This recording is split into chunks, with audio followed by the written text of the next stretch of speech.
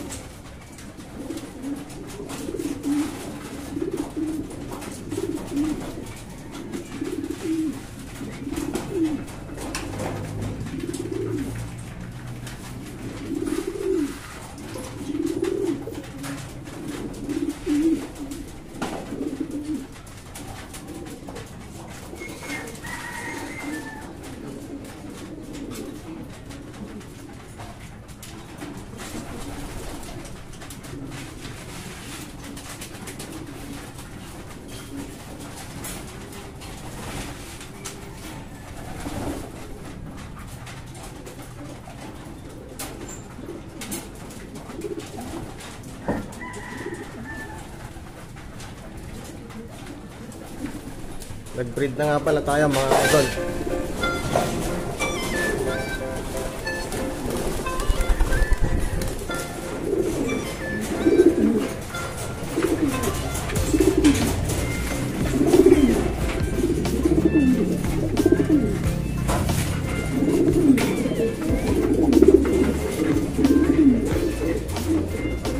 Then, dalawang takloban natin.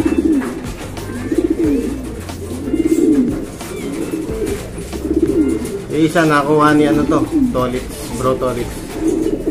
Yung isa nilaro natin, Katbalogan sa Tacloban Daybird sa FPR.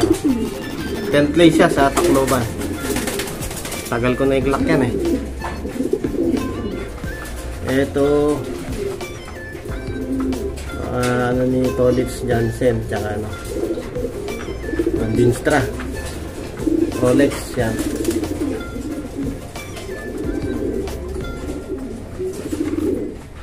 Ay, lahi nung ano ni Dayami. Nanay ni Dayami. Ayan. Naris natin kay ano, Bulalakaw line. Ayan. Anak ni Bulalakaw. Ni Hambendi.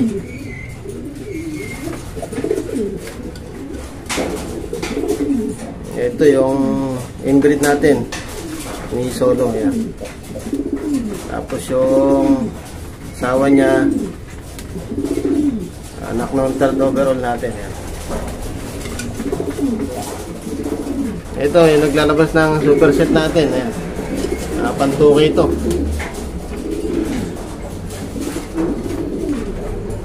Ito dalawang ano, binili ni Brotolits. Ayan. Mga champion din yung bloodline. Ito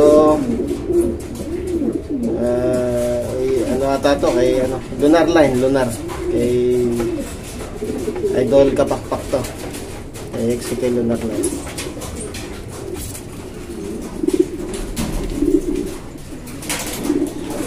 Ito foundation natin.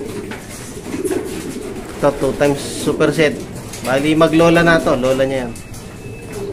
Yung anak nito tsaka yung nanay ni Dayami nagtugigaraw nung nakaraan linggo 34th place si Paulo Dionisio nagbibitaw sa FPR. Kaya masabi ko na ano, magaling yung bloodline. Ito yung Tacloban finisher natin. Kapatid nito yung Daybird Tacloban tsaka Katbalogan. Ito hen kay ano to, Erlando, yung Negra line niya. Kaya shoutout kay Erlando.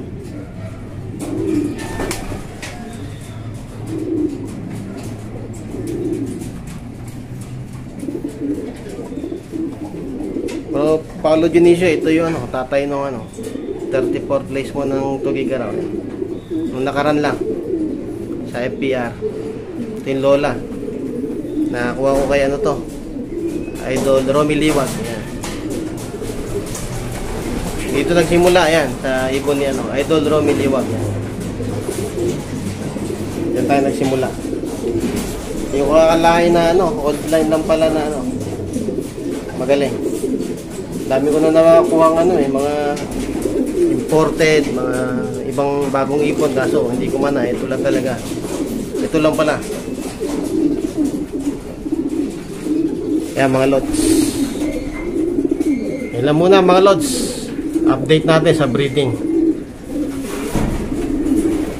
Pang ano to, pang north natin sa NDA 2025.